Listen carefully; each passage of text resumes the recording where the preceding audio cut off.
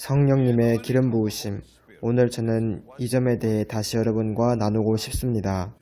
이러한 시대 속에서 우리는 신선한 기름 부음이 필요하다고 저는 믿습니다. 우리의 삶 속에서 성령님의 신선하신 기름 부음이 매일매일 필요합니다.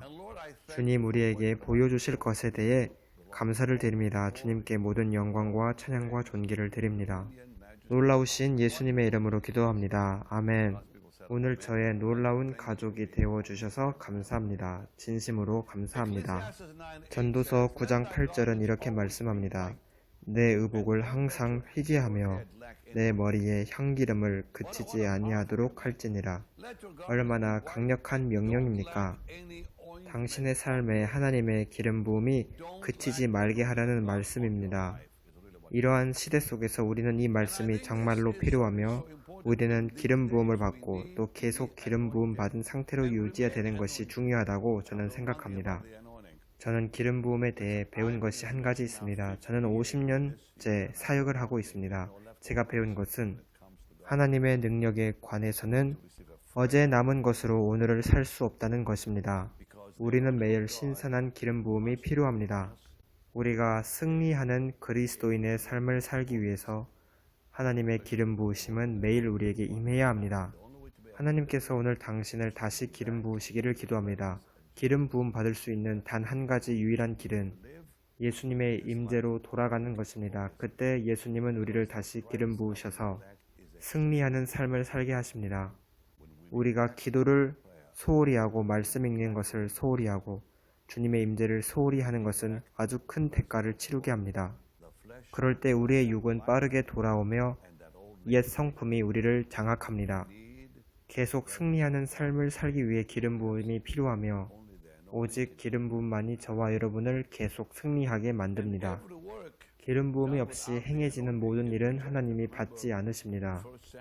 사무엘상 13장을 보면 사울은 제사장이 아니고 왕인데도 제사장의 직분을 수행하려고 했습니다. 그러자 하나님의 심판이 그에게 임했습니다. 우시아도 마찬가지입니다. 그도 왕이었는데 제사장의 직분을 행하려 했습니다. 그의 제사도 하나님이 받지 않으셨습니다. 주님은 너희가 권능을 받을 것이라 하셨습니다. 그러나 우리는 그것을 적절히 받아야 할 필요가 있습니다. 당신의 부르심 밖으로 절대로 나가면 안 됩니다. 당신에게 속한 하나님의 기름 부음 없이 어떤 일도 하면 안 됩니다. 성령이 임하시면 너희가 권능을 받고 우리는 반드시 성령님과 친분을 가져야 합니다. 우리가 성령님의 능력을 삶 속에 받기 전에 반드시 성령님과 친해져야 합니다. 기억하세요. 성령님은 인격을 가지신 분입니다. 우리가 성령님과 인격적으로 친해지기 전에 우리는 그분의 능력을 절대 받을 수 없습니다. 성령님은 사랑이 많으시고 또 다채로운 분이시며 흥미로운 분이십니다.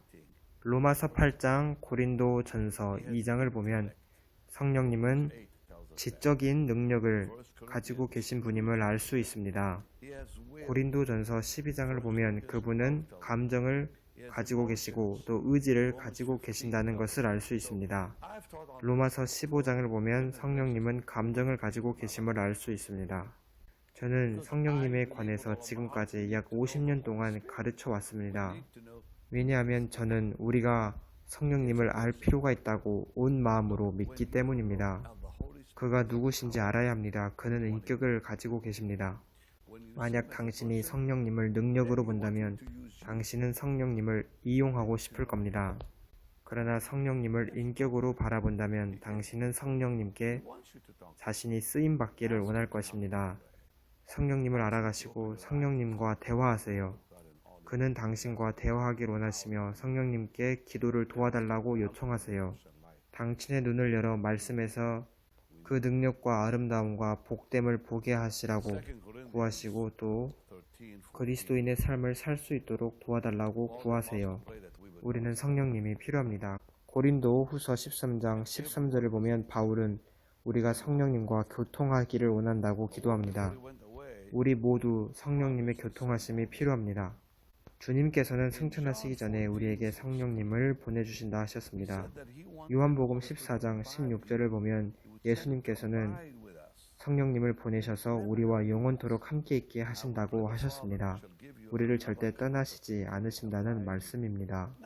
내가 아버지께 구하겠으니 그가 또 다른 보혜사를 너희에게 주사 영원토록 너희와 함께 있게 하리니 우리를 잠시 방문하신다는 것이 아니라 우리와 영원히 함께 계신다는 말씀입니다. 요한복음 14장 26절을 보면 성령님은 우리의 가르치시는 자가 된다고 말씀합니다. 이 때문에 우리가 성령님께 도움을 구해야 하는 것입니다.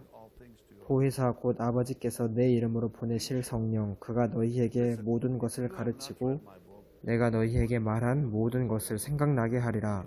만약 당신이 제가 쓴 안녕하세요 성령님이란 책을 읽지 않으셨으면 읽어보시길 바랍니다. 이미 수백만 명이 읽었다는 것을 저는 압니다. 그러나 만약 당신이 아직 읽지 않으셨다면 꼭 읽어보세요. 당신의 삶을 바꿀 것입니다. 안녕하세요 성령님은 지금도 여전히 팔리고 있습니다. 저는 그 책을 1991년도쯤에 적었습니다. 지금까지 팔리고 있다는 것은 하나님의 기적입니다. 성령님께서는 예수님이 우리에게 말씀하신 모든 것을 기억나게 하신다고 하십니다. 초대교회 신약 성경이 없었던 당시 사도들은 어떻게 예수님의 말씀을 기억할 수 있었을까요? 처음에 사도들은 편지를 적어 작은 교회에서 작은 교회로 편지를 적어 보냈습니다. 어떻게 주님이 말씀하신 것을 그들이 기억할 수 있었을까요?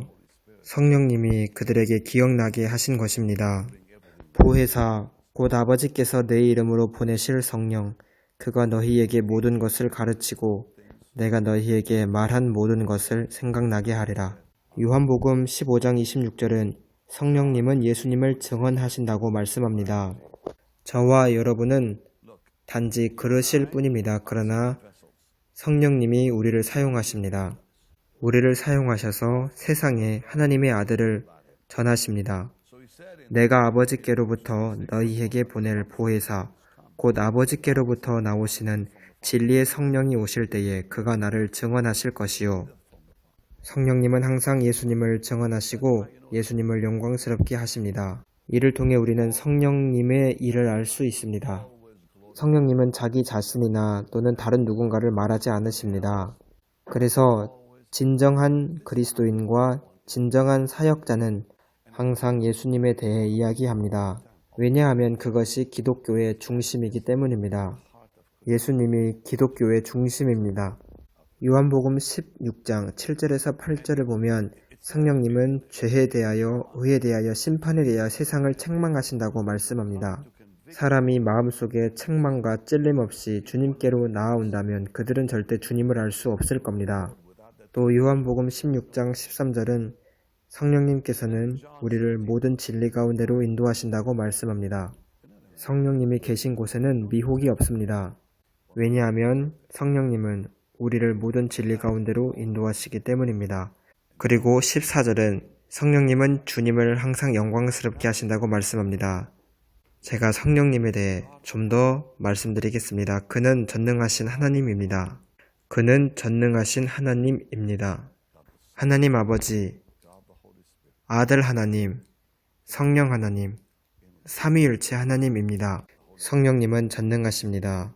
그는 전지하십니다. 성령님은 모든 곳에 계십니다. 성령님은 영원하십니다. 성령님은 변하지 않으시는 분입니다. 성령님은 제한이 없으신 예수님입니다. 예수님이 이 땅에 계셨을 때는 제한이 있으셨습니다. 그는 몸을 입고 계셨기 때문에 예수님은 제한이 있으셨고 한계가 있으셨습니다. 만약 어떤 사람이 예수님을 보기를 원한다면 그 사람은 예수님이 있는 곳으로 가야만 했었습니다. 아니면 예수님이 그 사람이 있는 곳으로 직접 가셔야 했었습니다. 하지만 오늘날 성령님을 통해서는 예수님은 제한이 없으십니다. 이 때문에 예수님이 떠나셔야 했던 것입니다. 그래서 예수님께서는 내가 떠나가는 것이 너희에게 유익이라. 내가 떠나가지 아니하면 보혜사가 너희에게로 오지 아니하실 것이요 라고 말씀하신 것입니다. 예수님이 이 지구에 계속 남아 있으셨다고 한번 상상해 봅시다. 제가 여러 번 말씀드렸습니다. 만약 예수님이 지금도 이스라엘에 계셨으면 여러분은 어떻게 예수님을 만날 수 있을까요? 여러분은 비행기를 타고 예루살렘으로 가야 합니다. 그리고 수십만 명이 예수님을 만나기 위해 줄을 서 있습니다. 그리고 예수님을 만날 시간은 단 몇 초밖에 되지 않을 겁니다. 하지만 오늘 성령님을 통해서는 예수님은 당신과 함께 계시며 당신 안에 계십니다. 하나님의 아들이 당신 속에 계시다는 사실이 정말 강력하지 않습니까? 단지 예수님의 이름을 속삭이세요. 그가 거기 계십니다. 영광스러우신 예수님의 이름을 부르세요. 거기 계십니다. 이는 힘으로 되지 아니하며 능력으로 되지 아니하고 오직 나의 영으로 되느니라. 성령님께서 오셔서 예수님이 행하신 일을 살아있게 하지 않으셨다면 예수님께서 행한 모든 일은 하나님 아버지께서 잊으셨을 것입니다. 사도들을 생각해 보세요. 예수님이 십자가에 못 박히셨을 때 요한을 빼고 다 도망갔습니다. 그리고 사도들은 질문하기 시작했습니다. 예수님이 진짜 메시아일까? 엠마오로 가는 길에 글로바, 즉 예수님과 관련되었던 그 사람과 다른 제자가 자신들은 예수님이 메시아인 줄 알았다고 그렇게 생각했다고 이야기를 서로 나누었습니다. 그러자 예수님은 그들을 꾸짖으셔야 하셨습니다.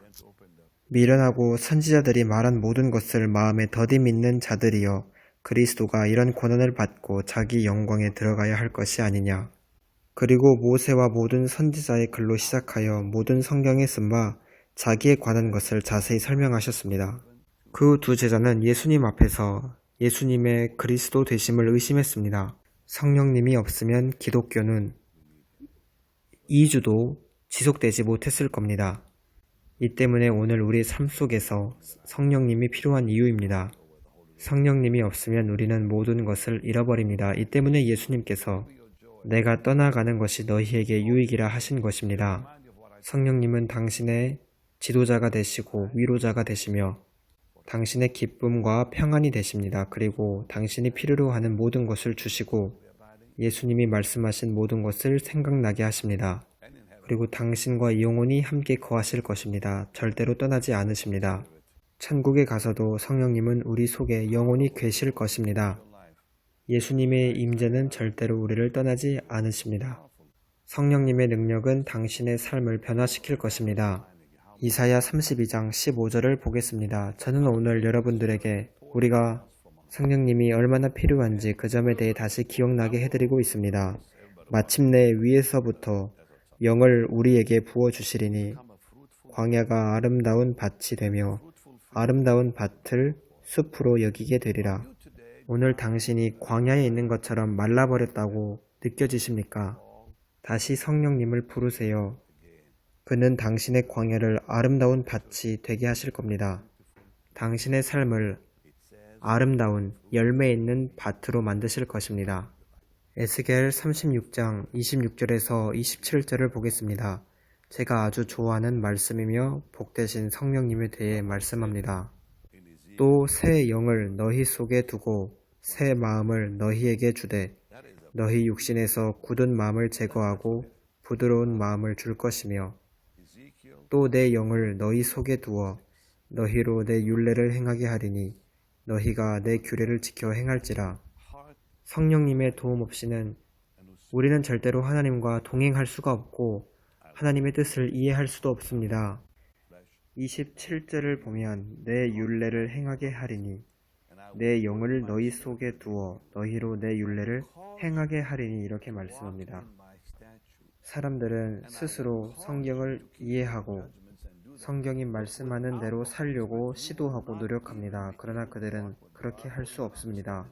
왜냐하면 그들은 성령님께 자신들이 하나님의 말씀을 따라 살도록 도움을 구하지 않았기 때문입니다. 머리로 알고 있는 지식으로는 충분하지 않습니다. 우리는 성령님이 필요합니다. 우리를 인도하시고 가르쳐 주시고 우리로 하여금 하나님의 뜻 안에서 걷게 하게 하시는 성령님이 필요합니다. 하나님의 복되신 말씀 안에서 살고 그것을 행하게 하시는 성령님의 도움이 필요합니다. 잠언 1장 23절을 보겠습니다. 나의 책망을 듣고 돌이키라. 보라, 내가 나의 영을 너희에게 부어주며 내 말을 너희에게 보이리라. 성령님이 도와주시지 않으시면 여러분은 성경을 알 수 없습니다. 주님이 말씀하십니다. 내가 나의 영을 너희에게 부어주며 내 말을 너희에게 보이리라. 하나님의 말씀을 우리에게 알려준다는 말씀입니다. 그래서 성령님이 없이 우리는 성경이 무엇을 가르치고 무엇을 의미하는지 알 수가 없습니다.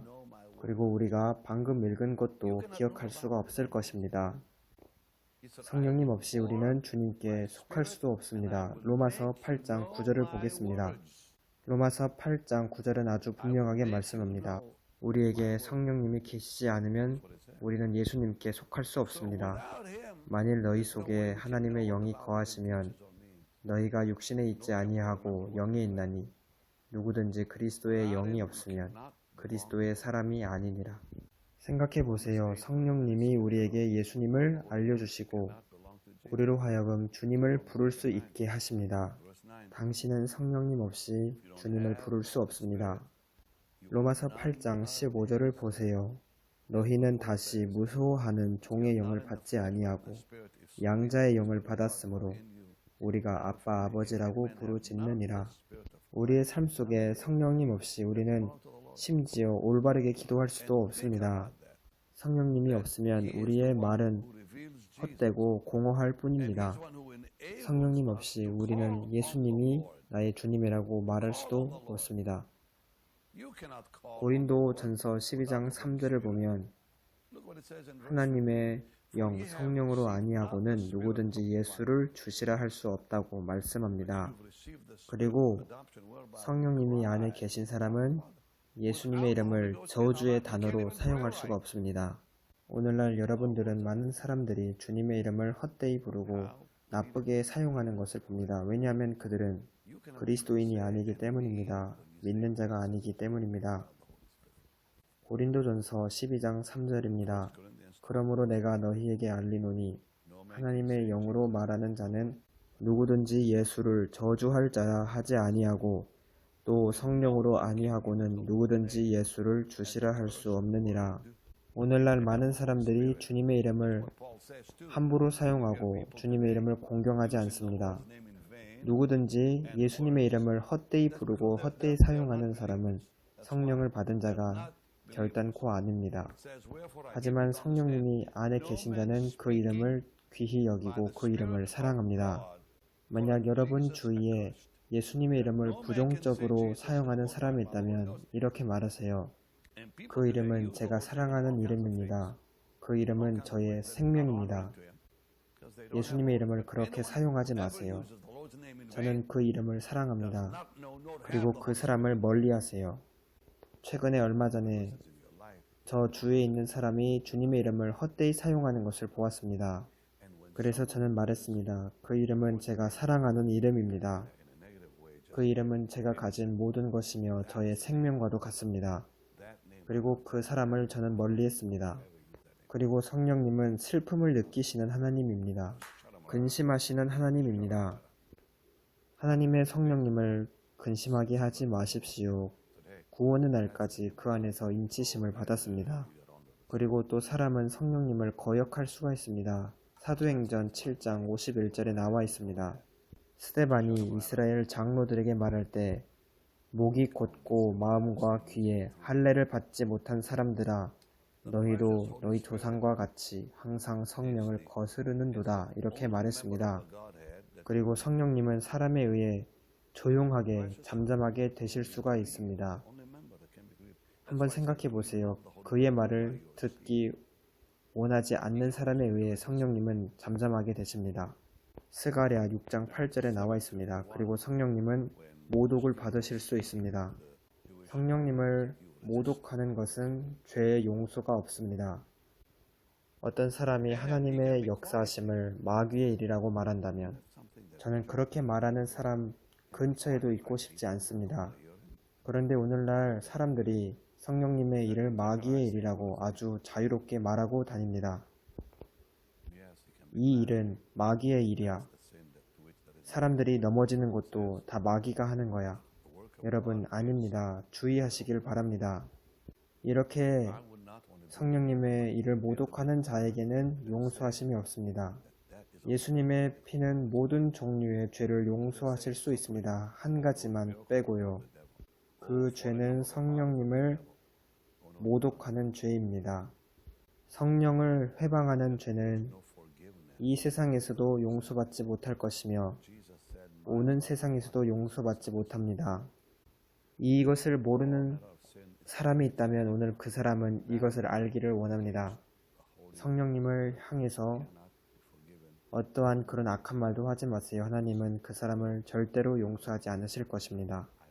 그러한 자는 절대로 천국에 들어가지 못하며 그러한 자는 반드시 내어 쫓김을 당할 것입니다.